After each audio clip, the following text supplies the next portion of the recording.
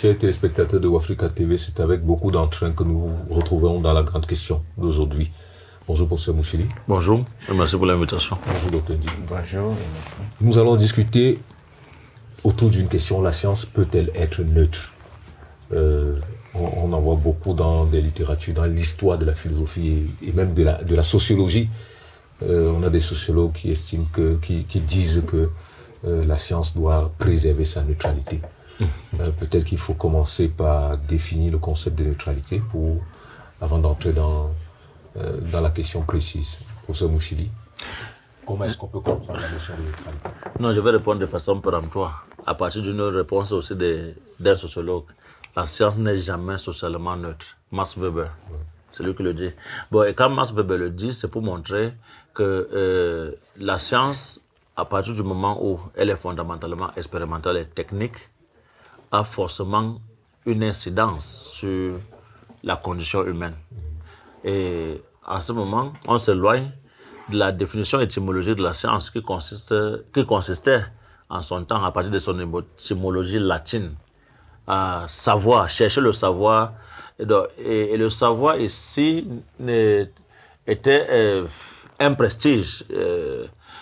C'était pour du luxe simple et non pour l'appropriation du savoir en vue de la transformation du monde. Or, aujourd'hui, on ne sait plus pour savoir, on sait pour pouvoir et on sait pour faire. D'où la liaison nécessaire entre savoir et savoir-faire. Savoir-faire et savoir-être. Mais de toutes les façons, la science aujourd'hui obéit à un système méthodologique qui consiste en l'expérimentation et en la démonstration, ou alors en la démonstration et en l'expérimentation. Et dans ces conditions, il n'est pas possible de penser que la science pourrait être libre par rapport à d'autres valeurs sociales. Donc la science n'est jamais libre de valeurs, elle n'est jamais indépendante des valeurs. La science s'exprime en déterminant les conditions existentielles. Docteur Ndi, quand on parle de la neutralité du discours scientifique, de quoi parle-t-on précisément? Oui, d'habitude, ce mode de pensée nous vient beaucoup plus des positivistes qui estiment que l'activité scientifique devait consister uniquement à l'élaboration des connaissances, c'est-à-dire sur le plan d'une activité cognitive qui a pour but de proposer des théories et des théories qui sont liées en réalité aux faits, c'est-à-dire le scientifique doit éviter de mettre sa subjectivité ou de s'impliquer d'une quelconque manière sur le plan idéologique, sur le plan religieux ou sur le plan politique. Alors, la neutralité suppose donc de ce fait-là que la science n'a aucune implication sur ces trois plans que je viens d'évoquer. Il n'y a pas non plus une dimension axiologique qui pourrait entacher l'activité scientifique. Alors, parler de neutralité, dans ce cas-là, peut laisser croire que l'activité scientifique n'est pas une activité purement humaine, parce que l'homme, en tant qu'homme, est d'abord un être purement social, qui a, quoi qu'on en dise, il a quand même un lien qui peut être historique, qui peut être politique, et c'est parfois même idéologique. Ça veut dire qu'il a des engagements et il peut avoir des idées à défendre. Certes, on ne fait pas la science pour défendre ses idéaux. Parce que à ce niveau, il faut dire qu'il y a la neutralité procédurale. Ça veut dire qu'au moment où on mène des études, les méthodes qu'on emploie, même si elles peuvent être variées, elles ont pour objectif de mettre en évidence la vérité sur les faits ou bien des connaissances sur les choses et le monde. Il y a la neutralité sur le plan axiologique où le scientifique ne doit pas porter, ça je dis bien c'est une hypothèse, ne doit pas porter une influence morale dans ses recherches. On ne cherche pas ce qui correspond aux valeurs qu'on défend, mais on fait la recherche pour dévoiler l'inconnu ou bien apporter des vérités par rapport à ce qui semblait être obscur. Et il y a la neutralité des énoncés. Le scientifique, dans ce cas-là, doit émettre des énoncés qui ne défendent pas ses idéaux, sa subjectivité et peut-être ses propres engagements sur des plans que nous avons évoqués tout à l'heure, politiques, économiques, sociologiques et même religieux. Alors, qu'est-ce qui va rester la science dans ce fait-là? On dira donc que la science reste tout simplement un langage rationnel qui a pour but, cette fois-là, de présenter les faits, un peu comme les sociologues disent souvent, que présenter les faits comme des choses, sans toutefois intégrer une certaine dimension subjective dans ces analyses. Je peux déjà dire, je suis d'accord avec le professeur, puisque à ce niveau, on donne l'impression que, d'ailleurs, Hilary Putman avait attiré l'attention où il parlait d'un réalisme humain. On donne l'impression que dans ce réalisme-là, il n'y a pas l'homme. Dans cette quête de la vérité sur le monde, il n'y a pas l'homme. Ou alors l'homme est juste un pantin qui ne doit pas savoir ni pourquoi il fait la science, ni pour quelle finalité. Et pourtant, on ne peut pas chercher la vérité si on ne sait pas ce qu'on voudrait en faire. Et si on ne sait pas ce qu'on voudrait en faire, les autres, ou bien le politique, lui peut récupérer ses connaissances et les utiliser à ses propres fins. Nous savons jusqu'à quel point les recherches scientifiques ont aidé pour justifier certains idéaux politiques ou bien des idéologies sur le plan politique. La différence entre l'homme et la femme, parfois négativement, parfois positivement. Montrer que peut-être le quotient intellectuel de l'un est supérieur à l'autre et tantôt montrer peut-être l'égalité. Parce que ce sont ces recherches scientifiques qui ont permis, par exemple, qu'il y ait le droit de vote des femmes. Ou alors, sur le plan purement idéologique aussi, où on peut peut-être classer ou créer une hiérarchisation des races. Tout cela peut être récupéré. Et le scientifique ne travaille pas ou bien ne mène pas son activité en portant cette charge sur sa tête. Il doit mener des activités pour expliquer un phénomène, mais l'appropriation de ce phénomène sur le plan politique, économique et religieux peut-être ne devrait pas être attribuée directement aux scientifiques. Professeur Mouchili, est-ce qu'il faut aller chercher dans la science classique les éléments de la neutralité du discours? Oui, ce n'est que dans la science classique. Oui. Et on peut commencer par les présocratiques. Bon, je ne pense pas qu'il serait même utile d'aller au-delà du 19e siècle, comme le docteur Ndji l'a évoqué avec le positivisme. Vous savez, dans le positivisme, que pense le positivisme de la méthode scientifique? C'est l'observation et la description. Quand vous observez, vous décrivez, ça n'a aucune incidence sur la condition humaine.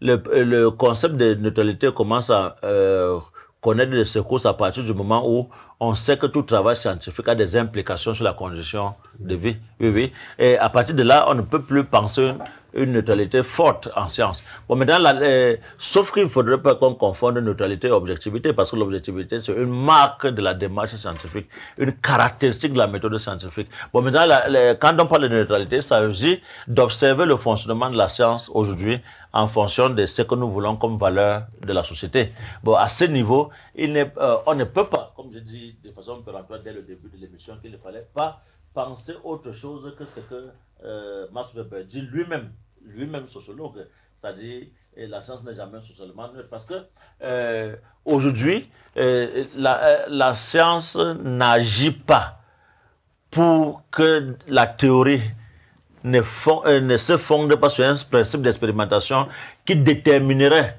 sa pertinence ou non.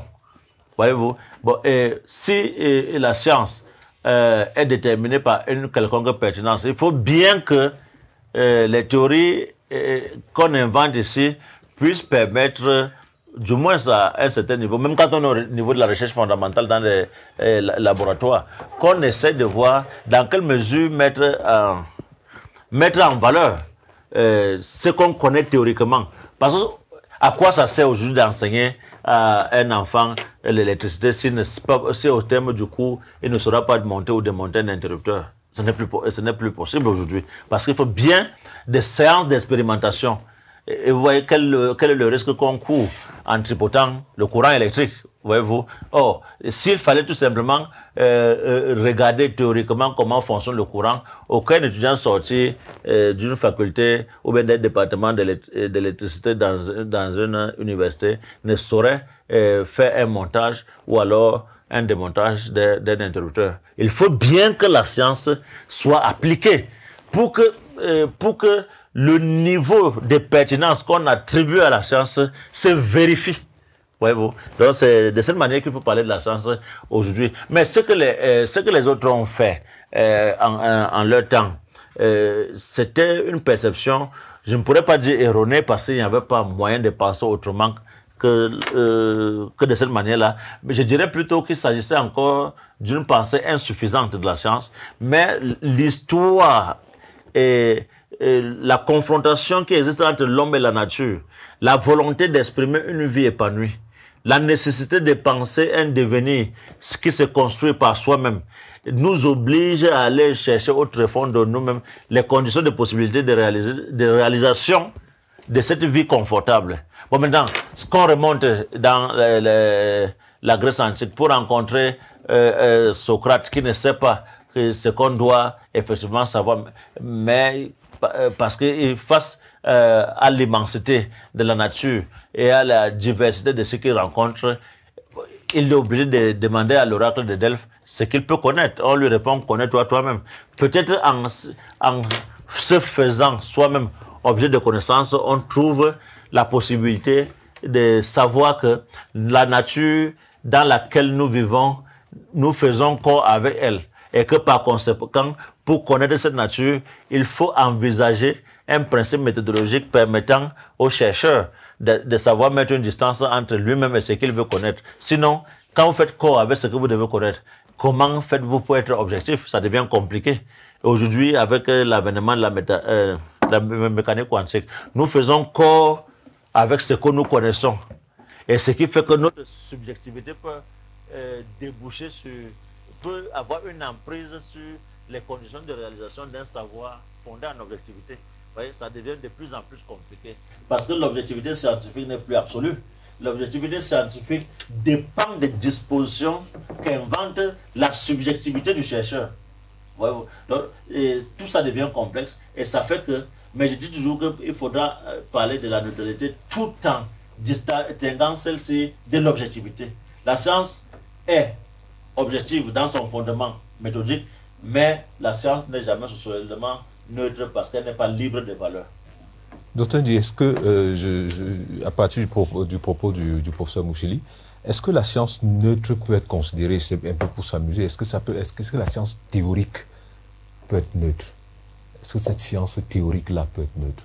Et du coup, c'est vraiment pour s'amuser un peu. Du coup, notre science qu'on ferait chez nous, ici, serait, sur mon regard. En fait, le professeur a répondu à cette question. Quand le professeur dit que dans le processus de la mise en place des connaissances scientifiques, même les théories scientifiques sont quand même mises en place par l'homme. Donc, ces théories-là portent déjà le projet humain de celui qui mène la recherche. Oui, sauf que peut-être cette théorie-là reste dans... C'est du connaître pour savoir, pour connaître et savoir. Non, puisque pour émettre une théorie, il faudrait tenir compte d'abord du cadre institutionnel de la recherche. Vous savez que même dans la recherche scientifique, il y a ce qu'on appelle l'éthique de la recherche. Ça veut dire que le système politique, social, l'environnement de la recherche va certainement te prédisposer à analyser ou bien à orienter ton intention. Je parle ici d'une intentionnalité dans la recherche qu'on va mener. Alors, vu sous cet angle-là, on va dire que la neutralité de la recherche, si vous voulez dire, la recherche fondamentale, c'est ce que vous voulez évoquer, vu sous cet angle-là, la recherche fondamentale ne va pas se dissocier de l'ensemble de la recherche scientifique.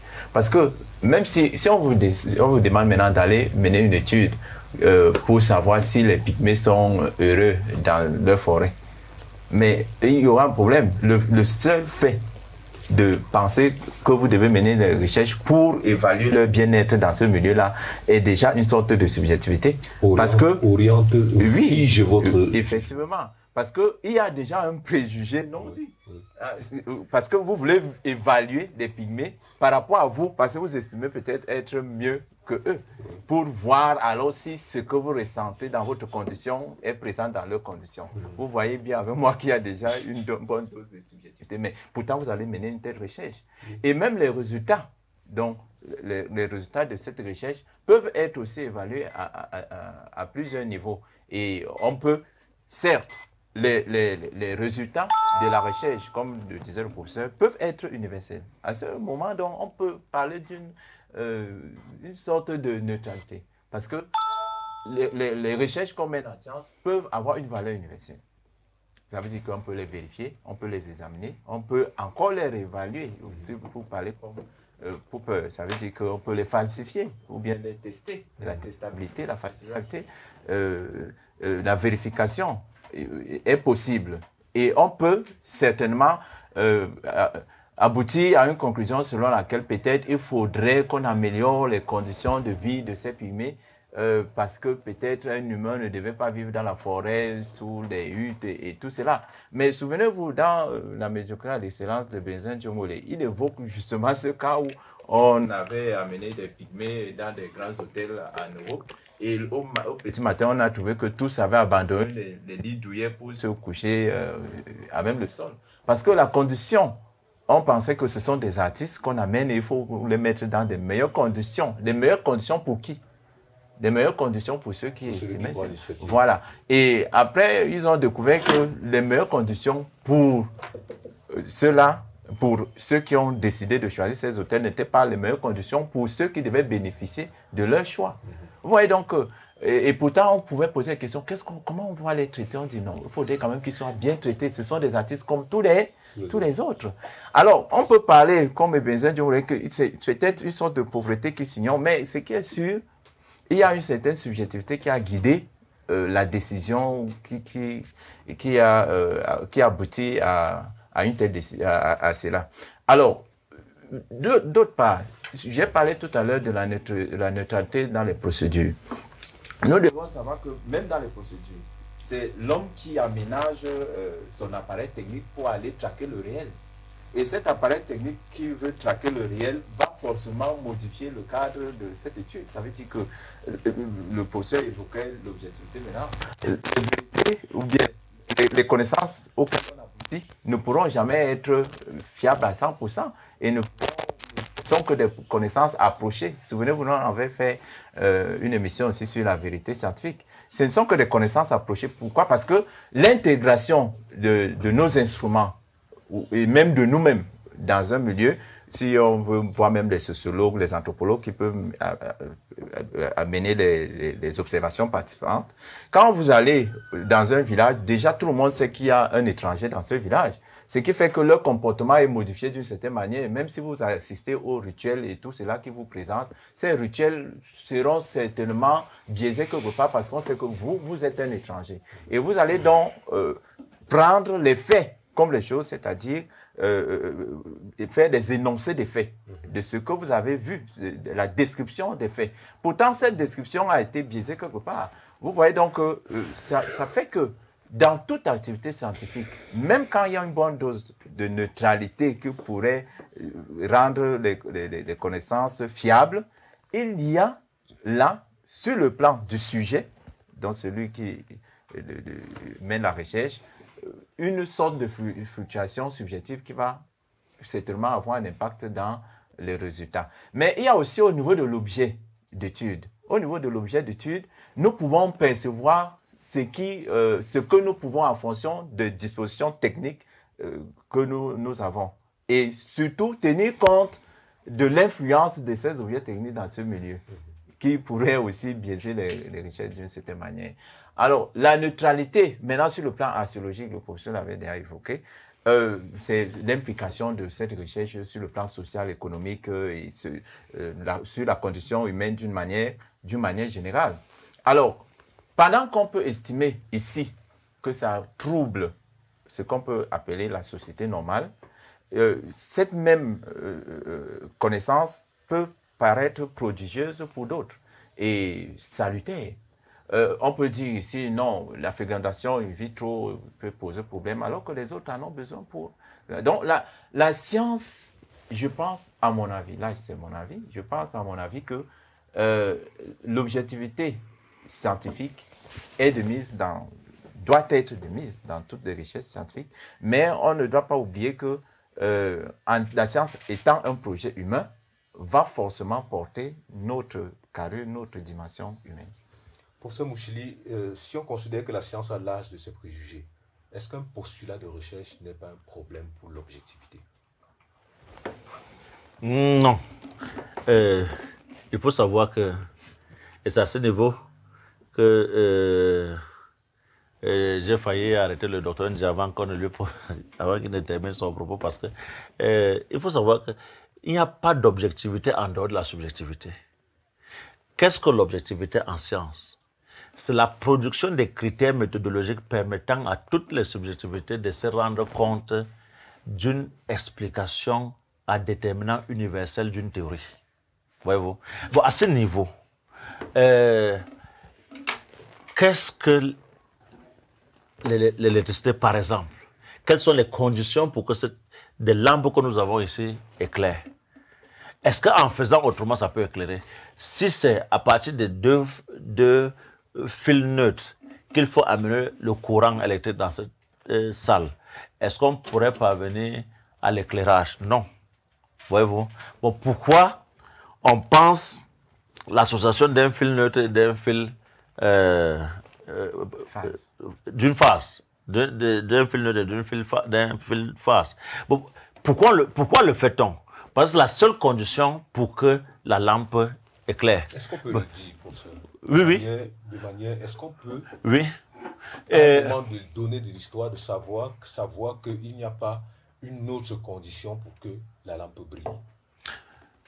Ce que je vais vous dire, c'est que l'électricité n'a pas toujours existé. Et lorsqu'on n'avait pas inventé cette façon de produire de l'électricité, on utilisait les lampes tempête, par exemple.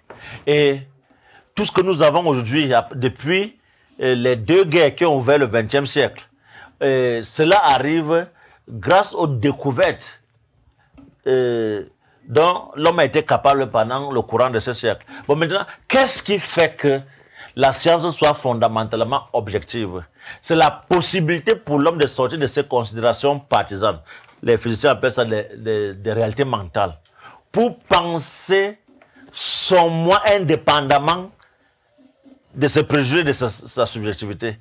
Au point où sortir de soi-même pour intégrer des valeurs objectives qui ne vont pas de soi devrait déterminer le scientifique. Ça veut dire quoi? Ça veut dire, on se pose la question de savoir comment penser la situation d'un homme aux urgences et dont le niveau de santé est tel que si ce n'est pas l'oxygène qu'on choisit parmi les gaz qui existent dans l'atmosphère, le malade pourrait mourir. Prenez l'azote, prenez tout autre gaz, le malade va mourir. Mais il n'y a qu'en ce moment l'oxygène qui serait le gaz le plus sain, rendant possible la survie du malade. Voyez-vous, les tests scientifiques auront été faits pour savoir à quel niveau et à quel point le malade a-t-il besoin d'un air nouveau et de quel type d'air a-t-il besoin. On suppose que dans l'air, parmi les gaz qui existent, il faudrait de l'oxygène. Voyez-vous? Bon, maintenant, il y a un sens de la circulation sanguine, par exemple. Et on ne peut pas vous faire une injection sans tenir compte de cela. Voyez-vous? Pourquoi choisissons-nous les veines pour placer une perfusion alors qu'il s'agit de même qu'on aurait pu piquer n'importe où? Mais c'est parce que c'est les veines qui sont les autoroutes du passage du sang dans l'organisme humain.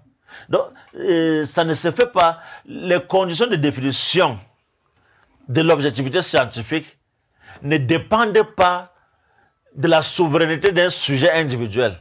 Mais ça dépend davantage de 3 éléments, de 3 critères fondamentaux. Le critère de logique, le critère de nécessité et le critère d'universalité. Parce que le critère de nécessité vient avec après deux critères. Celui de la logique, c'est-à-dire qu'il faut la cohérence ou la cohésion du texte que vous présentez au niveau de l'enchaînement des idées. Voyez-vous, le critère de nécessité est tel que, ça veut dire que si on vous présente une théorie, vous enlevez de cette théorie une seule proposition, la théorie n'a plus de sens. Voilà les 2 premières conditions. Maintenant, ces 2 conditions réunies amènent tout le monde à savoir, voici le texte le plus cohérent. On est au niveau de l'universalité. Et bon, maintenant, quand on a réuni la logique, la nécessité et l'universalité dans la même théorie, on est dans l'objectivité. Voyez-vous. Or, si chacun se conçoit le monde à sa manière, et ce n'est pas chacun à sa manière qui ferait voler un avion. C'est-à-dire, partir du calcul de la portance d'un avion, de la capacité pour l'avion à dominer la pesanteur, c'est-à-dire le phénomène d'attraction qu'exerce la Terre sur les objets qui vont en altitude. Hein? Penser la stabilité de l'avion en altitude et voir l'avion se mobiliser sur une distance en fonction du temps. Il n'y a pas de façon de penser cela. Il n'y a pas de façon de penser cela. D'où le principe d'universalité. Et il n'y a pas de critères individuels qui déterminent les conditions de fabrication d'un réacteur de l'avion. Pourquoi?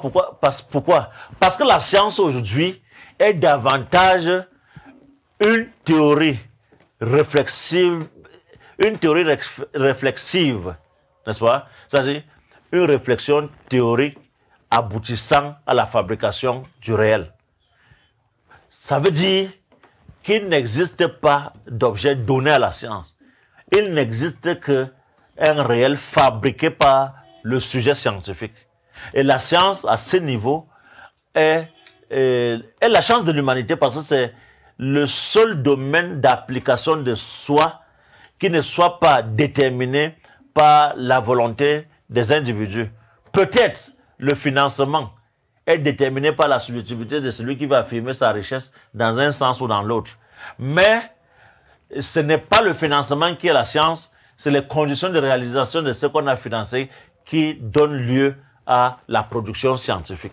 Oui, oui. Donc, il n'est même pas possible que chacun... Quand on parle des fuseaux horaires, quand on parle des longitudes, des latitudes, quand on parle des points cardinaux, des pôles, des hémisphères, non, ce n'est pas voulu. Au prof, l'exemple que je prends souvent, c'est Pluton, qui pendant très longtemps a été considéré comme une planète du système solaire, oui. Qui aujourd'hui, on sait que elle n'en fait pas partie. Oui. Donc, je prends un autre exemple. Oui, oui. Aujourd'hui, on est en train d'expérimenter l'hydrogène.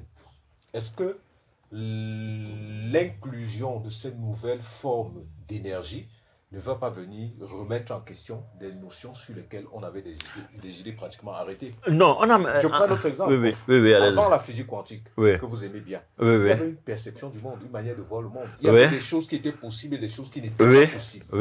En prenant en compte la physique quantique, on s'est rendu compte que le monde, on peut l'envisager autrement et plus facilement. Non.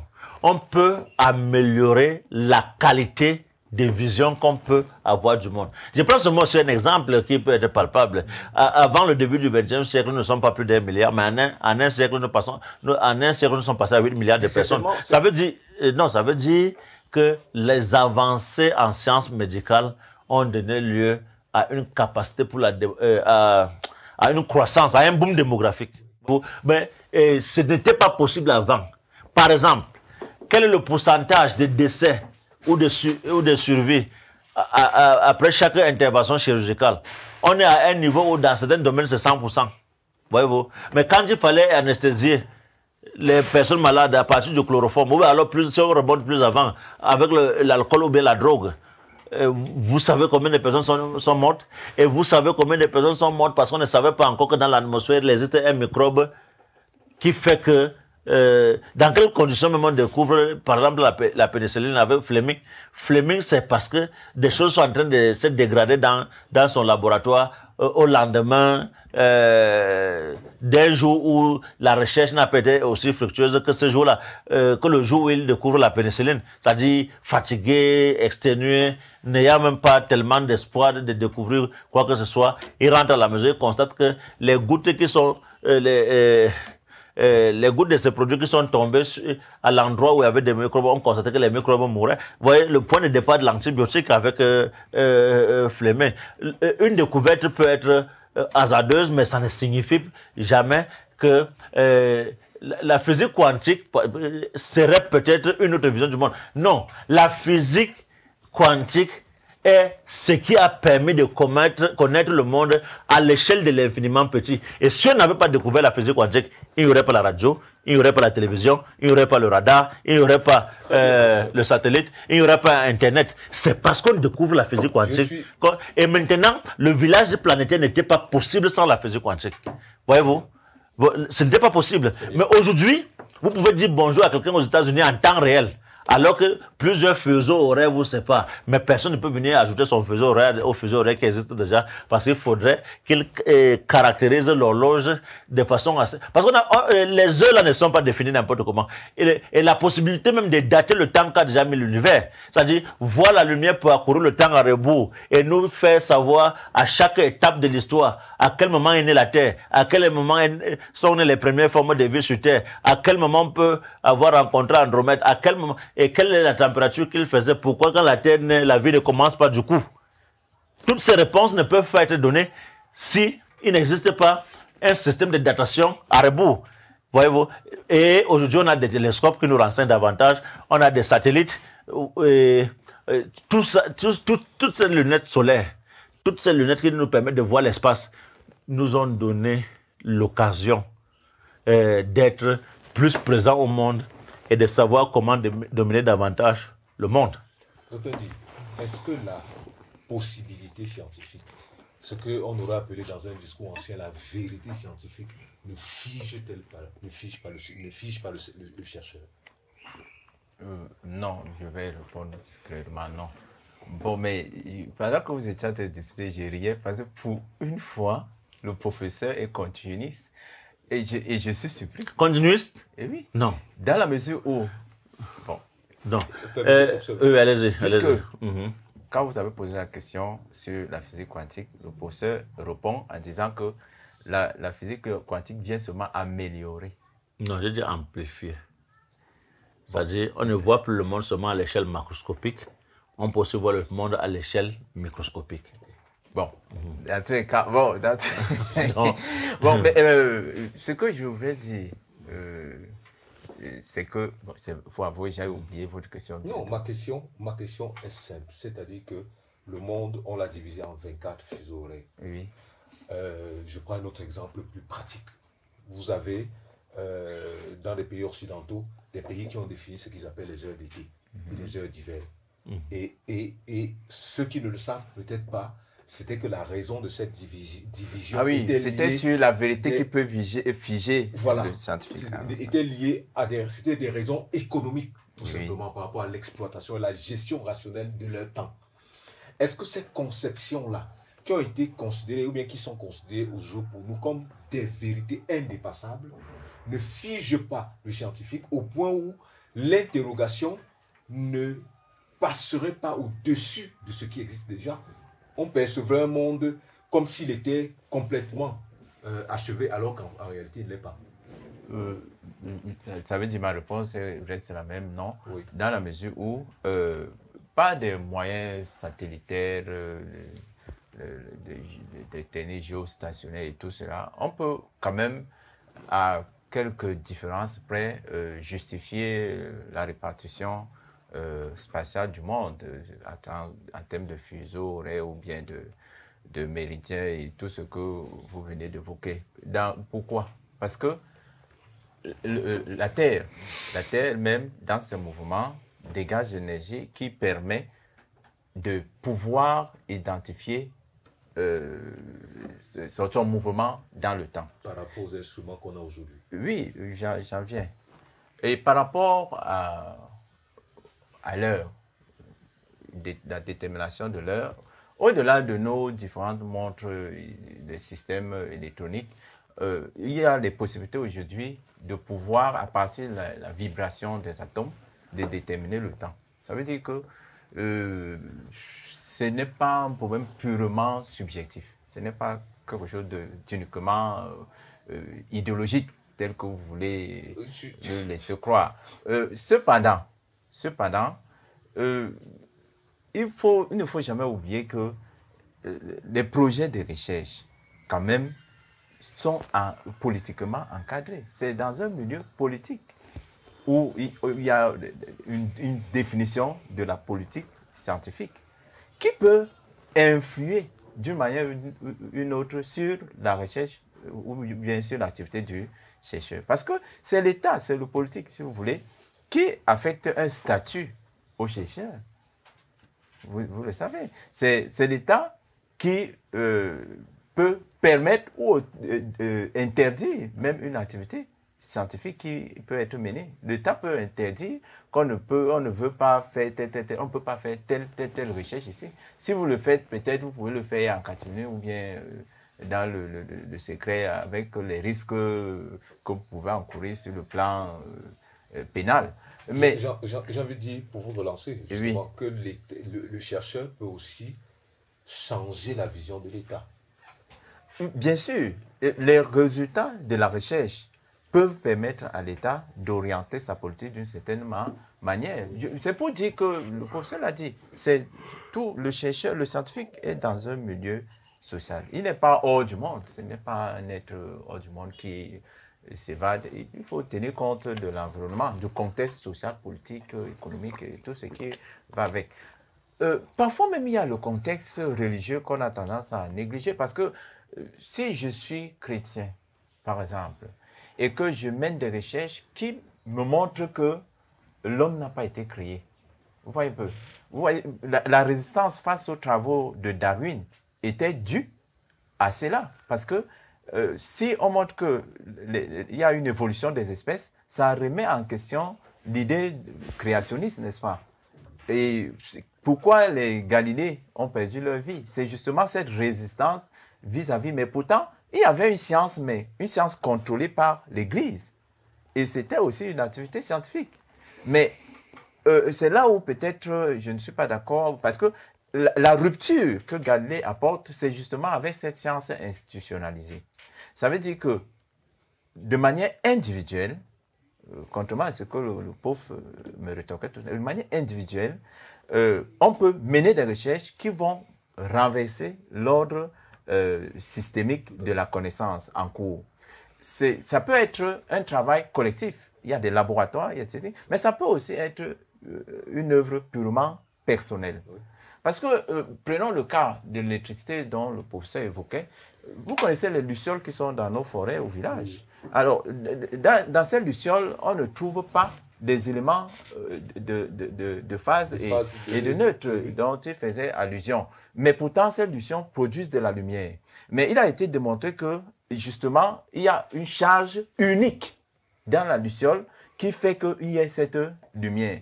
Alors, on peut, à travers des recherches scientifiques, donc, essayer d'explorer cela et l'appliquer d'une manière générale ou bien peut-être révolutionner. L'amplifier. L'amplifier, il faut emprunter l'expression. Non, ce qu'il faut dire, il faut. L'amplifier et cela va renverser ce que nous considérons aujourd'hui comme quelque chose de purement universel. Vous comprenez le sens de ma question. Oui. Ma question, justement, et vous avez répondu par non au début. Non, je dis non. Je maintiens le non. Mais je suis en train de dire que même la physique quantique que nous évoquons aujourd'hui, ce n'est pas la fin de l'histoire. Bien sûr. Donc, il y a des révolutions que nous n'imaginons même pas qui vont certainement apparaître dans l'histoire, mais que nous n'imaginons, nous n'avons même pas encore idée de cela en ce moment. Nos enfants diraient que leurs ancêtres étaient vraiment... Oui, vu justement que... comment est-ce qu'ils n'ont pas compris que c'était plutôt cela et que certainement tout ce que nous parlons aujourd'hui de quanta est peut-être erroné. Oui. Erroné ou alors n'était pas correct, et totalement correct. Donc, Tout à l'heure, le professeur, avant cette émission en off, il nous évoquait un sujet par rapport au cerveau et il disait, mais je n'avais pas réalisé cela. Donc, il y a toujours des révolutions de façon permanente dans le domaine de la science qui peuvent être des renversements, qui peuvent être parfois même des allers-retours. Ça veut dire que la recherche va maintenant dans le sens contraire de ce qu'on avait pensé. C'est possible. Bref, moi, dans ma logique, je ne suis pas limitatif. Je pense à une rationalité qui est évolutive. C'est ça. Professeur Mouchili, est-ce qu'on peut penser que la notion de neutralité scientifique est idéologique? Bon, pour ma part, la notion de neutralité scientifique n'a même pas lieu d'être. Bon, maintenant, de là à penser une idéologisation de la perception d'une science neutre. Je lisais une thèse, je ne sais pas comment, j'oublie toujours le nom de l'auteur. C'est une thèse qui a été soutenue en France en 2006. C'était intitulé « Sur la non-neutralité de la science ». Sur la non-neutralité. Une thèse de plus de 400 pages. Et les démonstrations, ils sont faites de façon claire et systématique. C'est pour dire quoi? C'est pour dire que si on veut évoquer une quelconque neutralité de la science, il faudrait que la science ne soit que théorique et que la science n'ait aucune implication sur la condition existentielle. À partir du moment où tout travail scientifique se rapporte à la démonstration, à l'application technique, et que chaque application technique a nécessairement une incidence sur l'environnement, et puisque nous dépendons du même environnement, toute modification de l'environnement entraînerait la modification de notre organisation existentielle. Voyez-vous? Bon, maintenant, est-ce qu'on peut... La science est une prise de risque. Et en science, il n'y a pas de degré de risque zéro. Il n'y a pas de degré de risque zéro, et ce qui exclut la possibilité d'une quelconque neutralité. Et aussi, la science fait des sauts dans l'inconnu. Et la science a adopté une méthode qui ne dépend pas de la subjectivité de quiconque. C'est pour cette raison qu'on doit dire que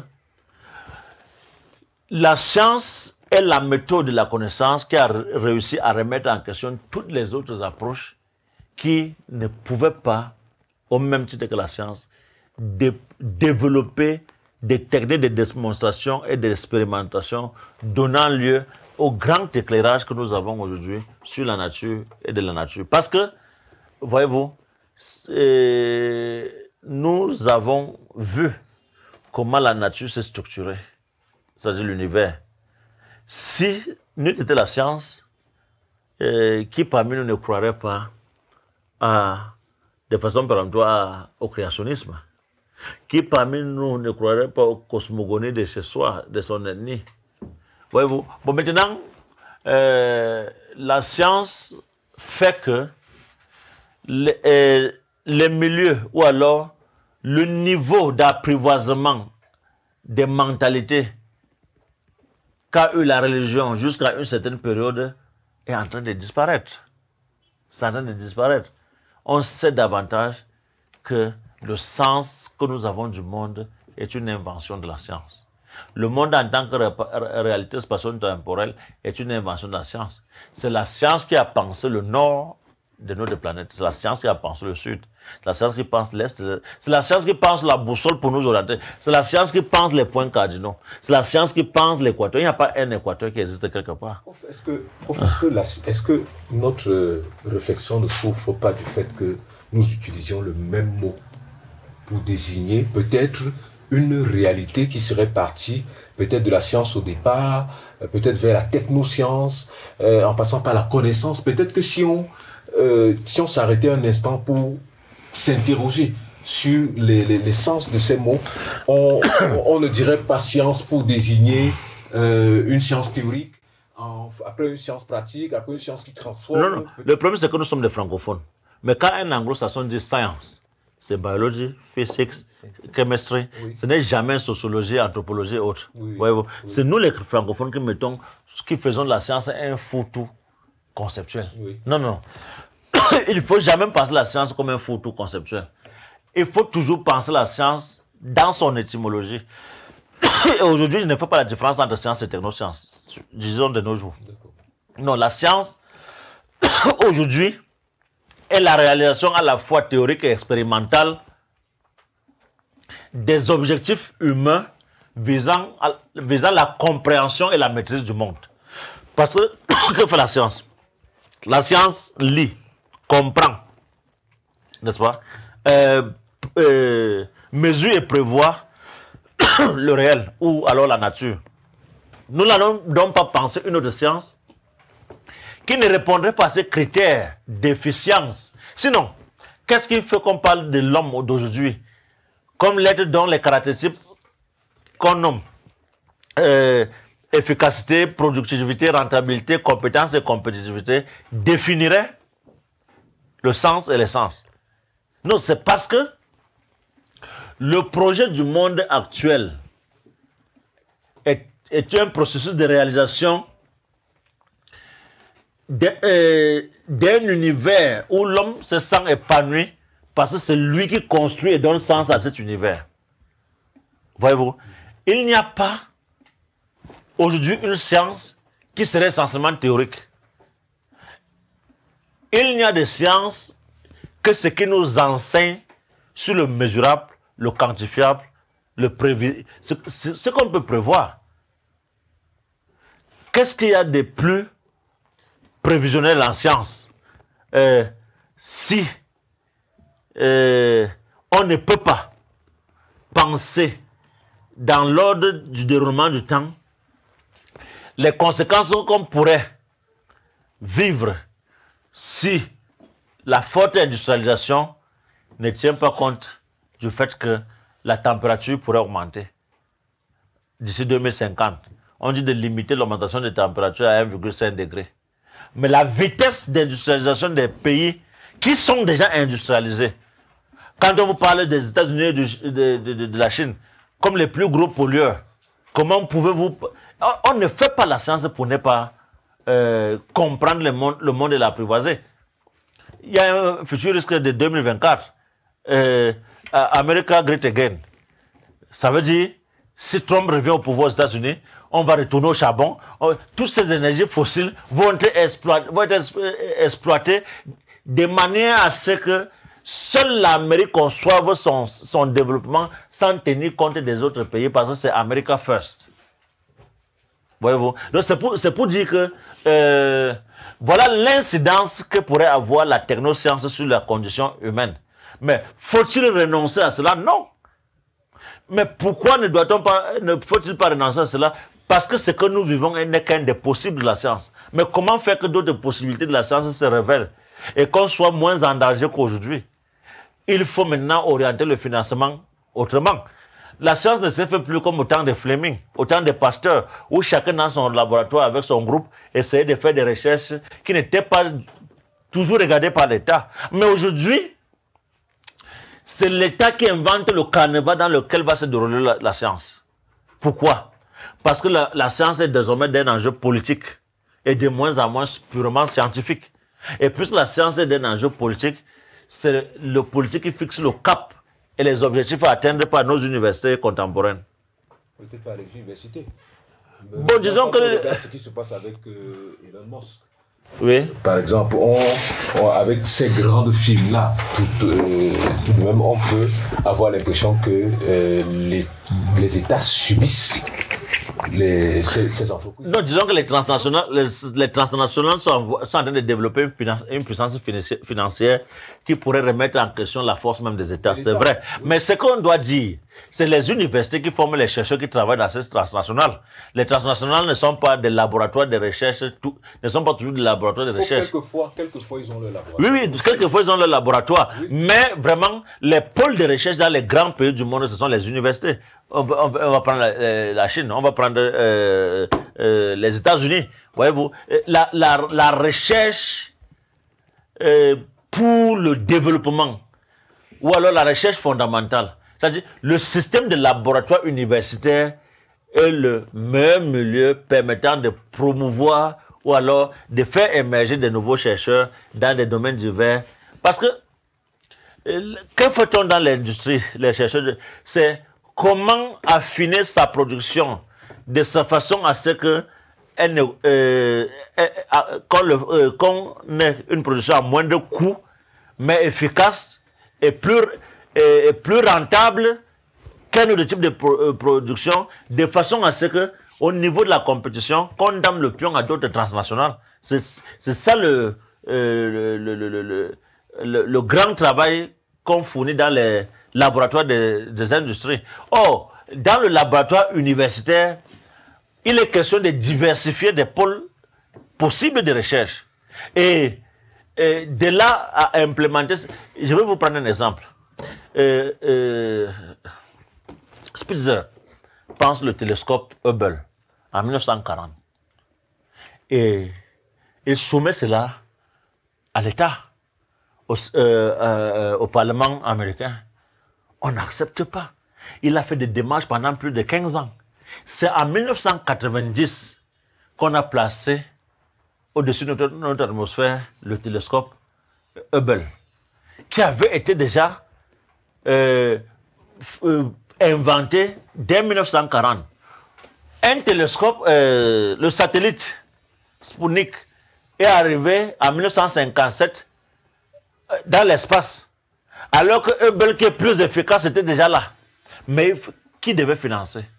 Parce que ça a coûté 9 milliards de dollars.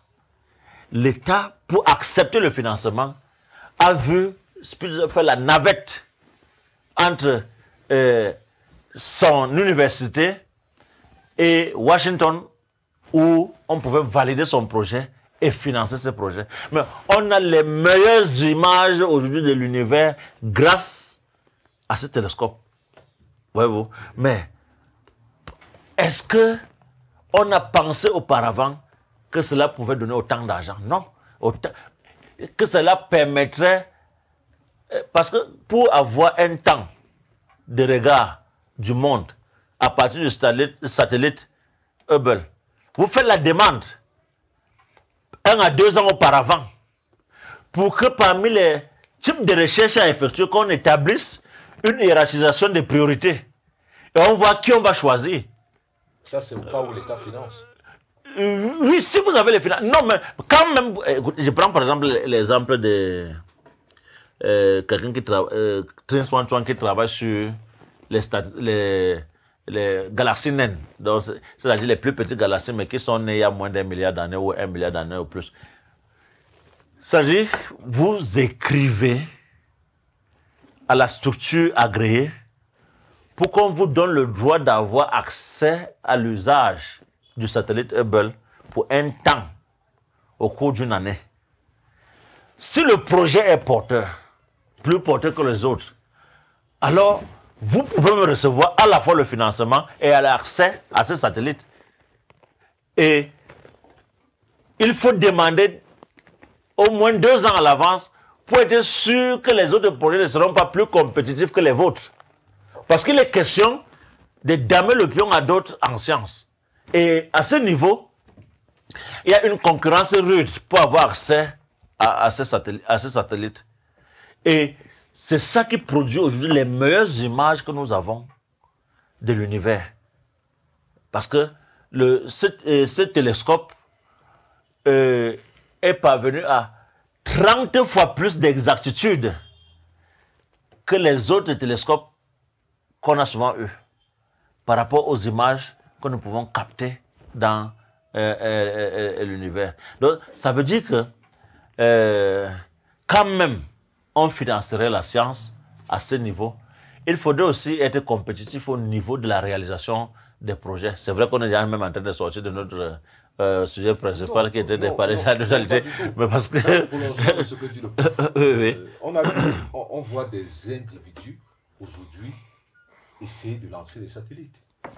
Des individus. C'est-à-dire que ce qu'on ne permettrait même pas à certains États, essayer de lancer des satellites. Comment est-ce que vous interprétez ça? Est-ce qu'on peut toujours garantir j'ai envie de dire, de la neutralité idéologique, puisque nous en sommes là, la neutralité idéologique, est-ce qu'on peut toujours être sûr de la science dite objective au service de l'humain? Non, l'objectivité ne doit pas signifier service de l'humain. L'objectivité signifie tout simplement que la crédibilité de la science n'est pas déterminé par la conscience subjective de quelqu'un. Oui, oui. Donc, parce que ce qui rend objectif la science, c'est les critères d'appréciation. C'est-à-dire, c'est vrai ou c'est faux. En effet. Et oui, justement, comme le professeur le dit, ces recherches privées peuvent aussi contribuer à l'évolution de la science d'une manière générale. Peut-être ce que vous omettez dans ce que vous venez d'affirmer, c'est que vous ne pouvez pas mettre un satellite en orbite sans l'accord de votre État. Ça dépend de la nationalité que vous avez. Oui. Bon. Même si vous êtes américain, vous pouvez décider de coloniser l'espace. Non seulement, c'est pour dire sans l'accord de votre État, mais aussi des autres États qui disposent des satellites. Parce qu'on doit placer votre satellite de sorte que ça ne puisse pas nuire aux orbites des autres satellites. Donc c'est un accord conjoint. Ce n'est pas une œuvre spontanée Bon, vous avez évoqué tout à l'heure les firmes qui développent leur propre système de recherche. Mais on parle très souvent de la Silicon Valley, mais on ignore que la Silicon Valley est née tout simplement de l'université qui lui est proche, l'université de Stanford. C'est grâce à cette université qu'on a pu avoir droit. C'est pour aller dans le même sens que ce que le professeur expliquait. Donc, d'une manière générale, l'activité scientifique aujourd'hui est une activité en réalité institutionnelle. Parce que l'État, ou bien les pouvoirs publics d'une manière générale, quand je dis le pouvoir public, il faut tenir compte des associations, des ONG et tous ceux qui peuvent participer sous forme de mécènes et autres dans le financement de la recherche. Parce que nous savons qu'il y a des organismes parallèles qui peuvent aussi apporter de leur soutien. Alors, mais tout cela est organisé au sein des États et avec des accords sur le plan national et sur le plan international. Alors, c'est dans ce cadre-là que les recherches, que la science se déploie aujourd'hui. Et dans ce déploiement, cela n'enlève en rien l'objectivité, comme l'expliquait le professeur, parce que tout ce qui sera émis comme théorie sera donc reprise maintenant par tous les autres scientifiques pour voir jusqu'à quel point cela peut être valide. Donc, ce qui devrait peut-être attirer notre attention, c'est l'implication, l'exploitation de toutes ces données, toutes ces connaissances scientifiques-là. Parce qu'il y a le volet militaire, il y a le volet politique, il y a, vous savez, par exemple, Hitler s'est approprié des connaissances scientifiques de son époque pour essayer de mener sa guerre. Et ce n'était pas une guerre purement idéologique, mais c'était aussi une guerre scientifique. Et pour que les Américains puissent renverser la tendance de la Deuxième Guerre mondiale, il a fallu encore l'implication de la science. Alors que les données scientifiques qui ont servi, par exemple, à l'élaboration de la bombe atomique, on pensait les préserver et les mettre entre les mains d'un État qui n'en ferait pas un mauvais usage. Un mauvais usage, parce qu'on estimait cela. Mais finalement, on les a accordés à un État démocrate, parce qu'il fallait que ce ne soit pas un État dictatorial ou conservateur. Et c'est ce seul État démocrate qui en a fait usage. Donc, vous voyez que les décisions politiques des résultats scientifiques ne dépendent pas de la volonté du chercheur. Et Albert Einstein, c'est lui qui avait même trouvé la formule qui était, je crois, suédois. J'ai oublié son nom qui m'échappe là. Tous ne voulaient pas que l'on utilise la bombe atomique. Donc le scientifique n'était pas là, ne mène pas des recherches pour, je ne sais pas, détruire l'ordre axiologique forcément ou éthique. Mais il y a des recherches qui peuvent modifier notre propre jugement éthique. Tout à l'heure, vous étiez en train de parler du langage ou des concepts scientifiques. Mais même ces concepts scientifiques, tels que vous avez attiré l'attention, ces concepts scientifiques sont élaborés dans un langage qui est d'abord codifié avec toutes les influences sociales, toutes les influences politiques et tout. Donc, quand nous les utilisons, voilà pourquoi on essaie de clarifier à chaque fois pour préciser l'orientation et le type d'exploitation dont on peut en faire. Tout à l'heure, le professeur le ramenait. En français, quand on va dire science, c'est un mélange, il faut tout.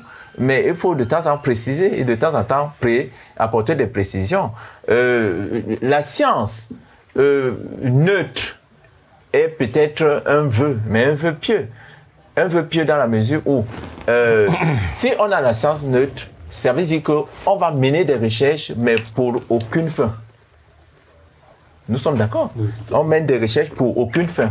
Mais pour quel intérêt donc? Docteur Ndji, vous avez évoqué une notion... C'est peut-être même encore demander la fin de la science. Parce que les gens vont dire, mais si on mène cette activité pour que cela ne serve à rien, il faudrait bien la bannir. Vous savez qu'aujourd'hui, on décrit la philosophie et autres en disant que ça n'apporte rien. Bon, c'est ce préjugé-là qui risque de frapper la science. Et pourtant, la recherche même qu'on peut prétendre qu'elle n'apporte rien, peut apporter des révolutions sur le plan idéologique, social, économique et tout cela. La science elle-même, tout l'exposé du professeur consiste à cela, la science elle-même est une activité purement économique aujourd'hui.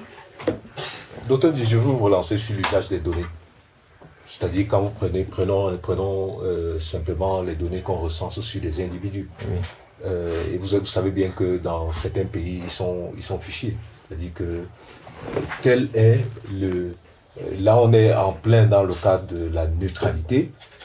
Quelle est l'éthique subjective que l'individu peut encore avoir dans cette globalité définie essentiellement par la science? Bon, on peut avoir des commandes sur le plan de la recherche. Ça veut dire qu'une institution, même une entreprise peut solliciter à avoir des informations quelconques sur un domaine, à des fins peut-être économiques, oui. D'autres à des fins politiques. Il y a même des recherches sur le plan religieux. Donc, quand on parle très souvent du cas du linceul, le fameux linceul, mais il y a un grand débat là. Quand les Britanniques disent « donnez-nous ce linceul », on fait des tests d'ADN pour voir s'il s'agit vraiment de Jésus ou pas. Bon, vous voyez que ça crée un débat. Donc, même sur le plan religieux, la science joue son rôle. Mais, ce type de données, d'abord, il faut savoir qu'au niveau de l'échantillonnage, quand on mène des recherches, il faut savoir que l'échantillonnage n'est pas un paragon qu'on ne peut pas dépasser. Parce que si je vais définir mon échantillon ou bien je circonscris le type de données que je recherche, cette circonscription même, cette délimitation ou cette répartition de mon échantillonnage peut tronquer ou défaire les résultats que je vais mener. Ça laisse donc l'opportunité à moi-même ou à d'autres chercheurs de réévaluer le type de recherche. C'est vrai, certaines données peuvent être classées confidentielles. Ça, c'est pour peut-être l'intérêt politique, la raison d'État. C'est possible. Mais toutes les données ne sont pas forcément confidentielles. Moi, je reste sur le plan épistémologique. Sur le plan épistémologique, la qualité des données employées peut trahir la recherche menée. Si j'insiste, par exemple, sur l'étude sur le genre, où je veux étudier certaines particules, certaines particules, ou bien d'un autre côté les genres, je veux tenir compte un peu des types de recherche. Là-bas, je vais mener une étude peut-être en insistant sur un aspect d'un sexe ou bien d'un genre. Et mes résultats vont s'appuyer sur l'aspect qui m'a le plus intéressé. Cela ne veut donc pas dire que cela ne peut pas être remis en question. Si je mène une étude sur les particules et que la qualité de mes instruments ne me permet pas d'avoir des résultats au-delà de ce que j'obtiens, vous voyez bien que mes résultats seront biaisés. Ou alors, ça sera tout simplement des résultats tronqués. Parce que un scientifique dans un autre pays, dans un autre laboratoire, qui dispose des instruments meilleurs, plus avancés que les miens, va apporter des solutions qui vont forcément rendre mes résultats désuets, obsolètes. À ce moment-là, vous voyez que la science est donc une sorte de concurrence, comme la concurrence économique, comme la concurrence sportive. Et il faudrait donc à tout moment être à la traque non seulement du réel, du financement, des accords, des autorisations et tout cela. Et le professeur prenait le cas de Télescope tout à l'heure. Vous allez mettre votre demande et on va juger. C'est quand même un groupe qui va juger que ceci n'est peut-être pas important.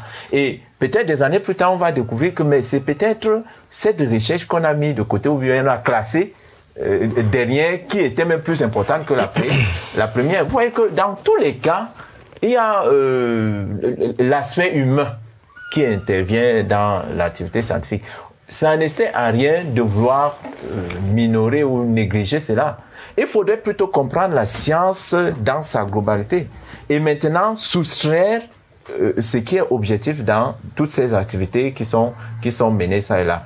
Et surtout éviter la critique. Nous ne voulons pas exonérer le scientifique de toute conséquence morale, tout cela de la recherche, mais éviter la critique. Par contre, essayer d'accorder plus de temps et plus d'attention aux scientifiques pour que même les errements qu'on pourrait observer puissent être corrigés dans le temps. Cela pourrait, à mon avis, permettre que la science avance plus vite et que même nos soucis sur le plan politique, économique et même sur le plan moral ou pour ceux qui, le plan religieux, nous puissions être satisfaits de l'activité scientifique. N'ayons pas peur de la science juste pour la peur et la crainte. La neutralité que nous souhaitons est déjà, à mon avis, inclus dans l'objectivité de la science. Mais si nous recherchons une neutralité absolue, cette neutralité n'est pas possible. En tout cas, pour le moment. Tout ça ne pose pas quand même des questions éthiques. Je sais que vous n'aimez pas beaucoup. C'est-à-dire que vous rentrez dans une recherche. Prenez un exemple sur le recensement de la population. Vous recensez des gens selon leurs croyances, selon leur goût, les appétits, selon... Vous avez des données et au départ, le projet vise à recenser la population en ayant quand même des piliers sur lesquels on peut reposer. Bon, comment est-ce qu'on réussit à garantir encore la liberté individuelle? Et je parle j'ai envie de dire la neutralité, la sécurité des personnes dans l'intimité qu'ils peuvent avoir. Bon, qu'est-ce qu'on appelle l'intimité dans un monde totalement envahi par... dans un monde cybernétiquement déterminé. Je m'attendais. Oui, parce que... je m'attendais à une telle question. Oui. Parce que je ne pense pas que la vie a encore une échelle privée et une échelle publique. Et puisque c'est dans la rue qu'on veut affirmer son choix sexuel, par exemple. On veut affirmer son appartenance à un groupe qui estime être muselé. Quand on lit un philosophe comme Arthur Schopenhauer, qui pense que les passions de l'homme dérivent de l'affirmation par chacun d'une prise de position qui part de la sexualité. C'est-à-dire, la passion est un dérivé de l'affirmation de sa sexualité.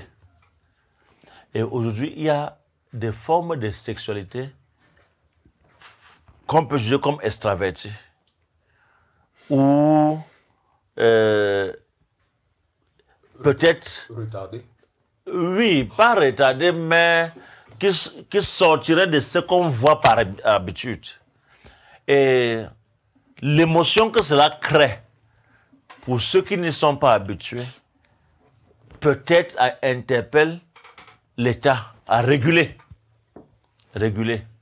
Mais puisque nous sommes aujourd'hui dans des démocraties et que ce n'est pas nécessairement la voix de la raison qui impose ceux qui sont les acteurs de cette démocratie, mais la voix du suffrage. Jusqu'où pouvons-nous contenir l'expression de la vie privée de façon à ce que ces manifestations ne s'exigent pas publiquement? Voyez-vous? Donc, il y a une grande difficulté à ce niveau. Bon, maintenant, penser une science dont la neutralité serait avérée ne peut pas avoir lieu. Le docteur dit pense à un vœu. Moi, je pense plutôt à un début de science que nous avons dépassé, où la science était savoir pour savoir. Et autre chose, c'est que si nous pensons que la science fabrique le réel, ça signifie aussi que la science traque le donné naturel pour en faire un réel. Et quand on parle de traquer, il s'agit d'agresser violemment la nature pour qu'en la retournant dans tous les sens, qu'elle nous livre un aspect d'elle qui ne serait pas ce qu'elle est dans son état initial, mais qui pourrait au moins satisfaire notre désir de savoir, même si ce que nous connaissons de la matière serait un aspect de ce que la matière n'est pas dans son état initial. Bon, oui. Est-ce qu'il y a encore une place pour l'homme? C'est l'homme qui est en train d'agir. Oui. La science manifeste l'homme, oui. Il y a des places que pour l'homme. Mais qu'est-ce que l'homme? L'homme dans tout ça, c'est celui-là qui s'invente tous les jours. Il n'y a pas un homme statique. Il n'y a pas un homme dont la définition est achevée. Il n'y a qu'un homme qui construit continuellement ou en permanence le sens qu'il veut avoir de lui-même. Il n'y a pas un sens définitif. Il n'y a pas une destination qui serait celle à laquelle, à partir de laquelle l'homme se penserait comme être un être arrivé, un être fini, un être achevé, même dans le processus de connaissance de celui-ci. Non. Il n'y a d'homme que parce que les activités de celui-ci ont une influence sur son existence. Et qu'est-ce que l'existence? L'existence est le déploiement d'une forme de vie ponctuée de projets que l'on réalise. Et ces projets se réalisent parce que, étant donné que le chemin, le parcours existentiel est parsemé d'embûches, il faut donc inventer les projets qui bousculent ces obstacles afin que l'existence se réalise dans des conditions d'épanouissement souhaitées et même pas aussi achevées. Mais seulement cette civilisation d'amplification permanente de réalisation de liberté est une civilisation technoscientifiquement déterminée. La technoscience est le mode de culture qui, lorsqu'il est adopté, rend possible la réalisation du village planétaire et la réalisation même de l'humain en l'homme. Parce que peut-être le bon médecin d'aujourd'hui est celui qui peut tout aussi bien donner la guérison que la mort. Mais il faut savoir que l'encadrement éthique dont on parle n'est pas le seul garde-fou que la science s'invente pour ne se faire que dans les conditions de l'humainement supportable. Non, il y a que la science s'autocritique. Il y a même un livre, Autocritique de la science, dirigé par Jean-Marc Lévy-Leblanc et un autre. Mais quand vous lisez à l'intérieur les articles d'un Philippe Roqueplo ou bien de Jean-Marc Lévy-Leblanc lui-même, vous comprenez que la science peut s'auto-censurer. Pas dans le sens de limiter ses productions, pas dans le sens de ne plus s'exercer amplement, mais dans le sens de savoir que la conduite de l'existence, dont le chemin est tracé par l'effort de l'intelligence scientifique, devrait se faire de manière à ce que, même s'il y a danger, qu'on apprenne à vivre dans ces dangers sans en mourir. L'homme ne vit même que dangereusement. L'homme est un être dangereux, il ne vit que dangereusement. Et seul dans le danger, il se retrouve comme suffisamment outillé pour vaincre, pour vivre l'existence comme une victoire permanente sur les aléas auxquels il est confronté. L'homme ne vit pas comme si la vie était paisible. Non. La vie, c'est une tension permanente entre l'être et le devoir être. Pourquoi tension? Parce que il n'y a pas une vie qui parcourait une existence déterminée linéairement.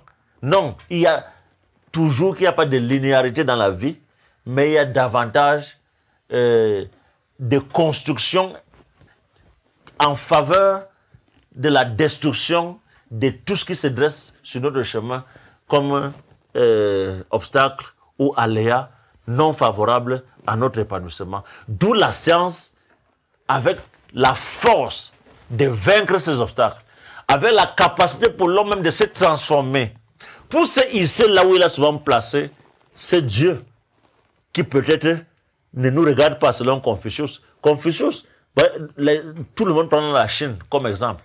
Mais personne ne comprend que Confucius a demandé, 5 siècles avant Jésus, qu'il n'est pas question d'attendre d'un quelconque Dieu la voie de sortie. Il faut savoir laisser les dieux là où ils sont pour penser par soi-même son existence, parce que l'homme est un être qui s'auto-réalise à partir des exploits qu'il peut réaliser, que son intelligence est en mesure de créer, de fabriquer, de réaliser. Il n'y a pas l'homme ailleurs. Il n'y a pas l'homme qui vivrait une sorte d'hétéronomie, qui pourrait amoindrir la charge d'autonomie qu'il peut s'inventer par lui-même pour ne pas qu'il dépende d'une quelconque autre force extérieure à lui-même. Je soupçonne chez nous une certaine appréhension de l'universalité comme un discours de neutralité. Et on a eu un débat ici sur, je crois que c'est la science et l'objectivité. Mais la question que je veux vous poser, c'est de savoir, d'évaluer un peu la distance qu'il y a entre, comme le professeur Mouché disait tout à l'heure, entre nos faits réels, parfois non étudiés, parce que nous avons comme canon universel des vérités que nous considérons comme vraies et qui seraient inscrites dans notre esprit et sur lesquelles tout notre discours scientifique reposerait sans que nous nous intéressions à ce qui se pose chez nous comme problème. D'abord, je dirais que ce n'est pas un problème spécifiquement africain. Parce que nous nous lamentons trop en Afrique. Peut-être c'est parce que nous lamentons... Avec raison, certainement. Non. Peut-être c'est même parce que nous lamentons trop que nous ne faisons pas ce que les autres font. Nous passons notre temps, ces derniers temps, quand j'ouvre les réseaux sociaux, c'est la guerre de la camité des Occidentaux. Bon, je me pose la question, mais... La camitude? Oui, la camitude, ouais. Bon, je me demande, qu'est-ce que tout cela va nous apporter? Et en réalité, je pense que tous ceux qui veulent aujourd'hui s'approprier le monde doivent savoir que l'instrument essentiel de ce contrôle du monde, c'est la science. Les vérités que quand vous dites nous acceptons les vérités, lesquelles même? Regardez notre environnement. Dans notre environnement, nous refusons même peut-être d'aller vers ces vérités. Nous refusons. Moi, j'aimerais bien voir un monde engagé. C'est-à-dire, notre univers, que les gens soient engagés dans quelque chose.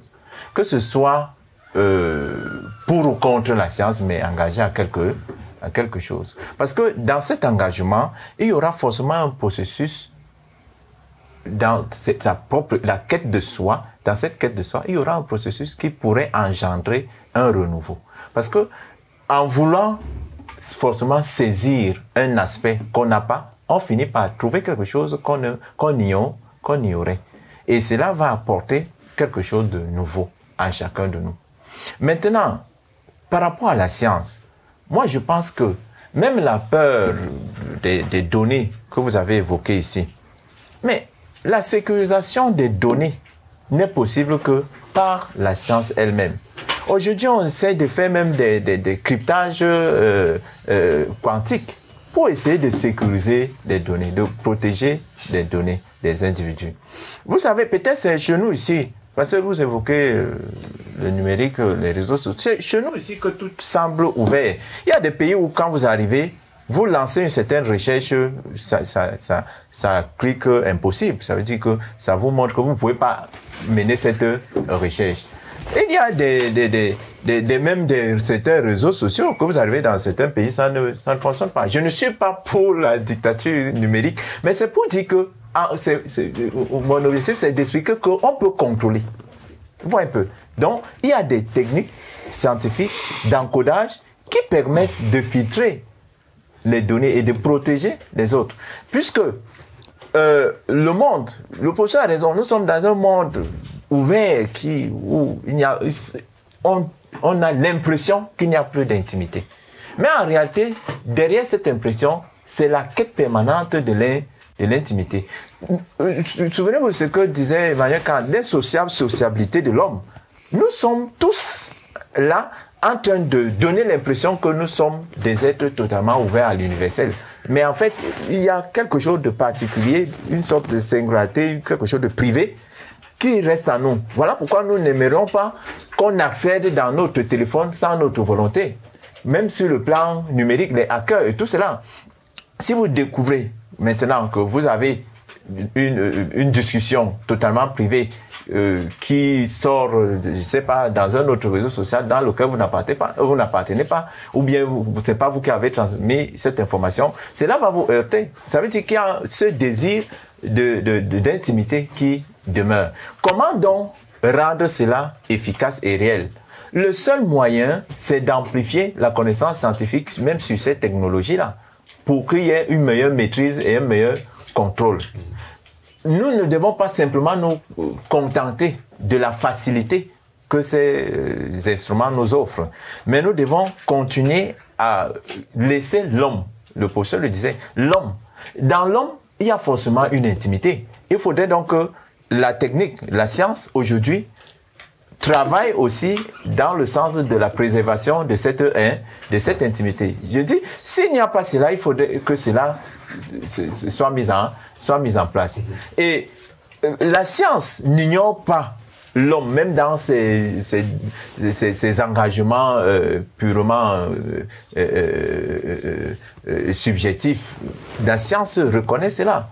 Regardez un peu, quand vous êtes connecté dans des réseaux que nous évoquons, autant vous pouvez ouvrir votre téléphone, vous voyez une information. Il y a des moments où, si vous êtes en train de vouloir acheter un véhicule, subitement vous voyez une publicité qui vous propose un véhicule à vendre. Et pourtant, vous n'avez pas communiqué là-dessus. Mais si vous visitez 2-3 sites, toute la semaine, vous allez recevoir des informations et des informations à ne plus finir. Ça veut dire que quelque part, il y a une exploitation de ces données-là. Donc, des sites dans lesquels vous avez essayé de surfer. Donc, cela est répercuté dans d'autres systèmes et cela vous renvoie des informations sans que vous les ayez souhaitées. Alors, qu'est-ce qu'on peut faire? On doit développer davantage la maîtrise de nos outils pour que nos données, notre vie privée puisse être en sécurité. Docteur Di, la question qu'est-ce que vous dites aux jeunes chercheurs africains sur la notion de la neutralité du discours scientifique? Je suis moi-même jeune chercheur. Oui. Donc, je dirais tout simplement, il faut oser.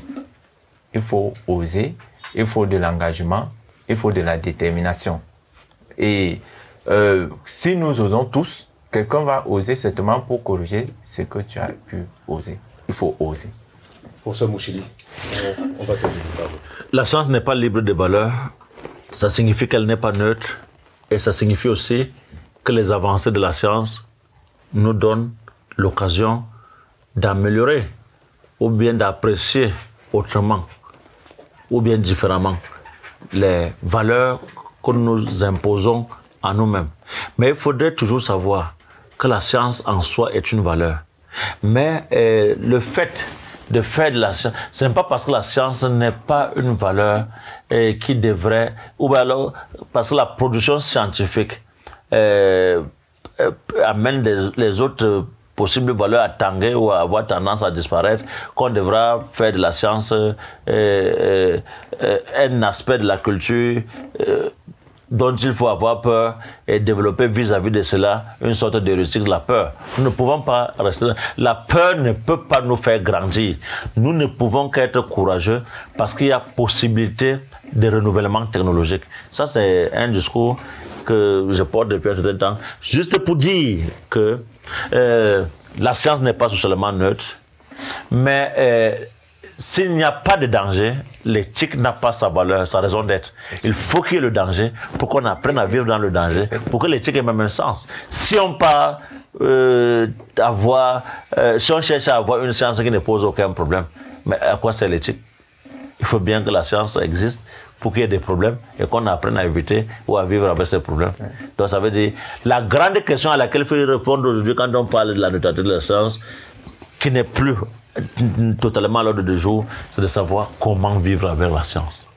Et moi, je termine par cette conclusion-là, qui est une autre question sur laquelle on pourrait débattre un autre jour. Comment vivre avec la science? Merci infiniment, professeur Moucheli. Merci, Dr. Ndji. C'est moi qui vous dis merci.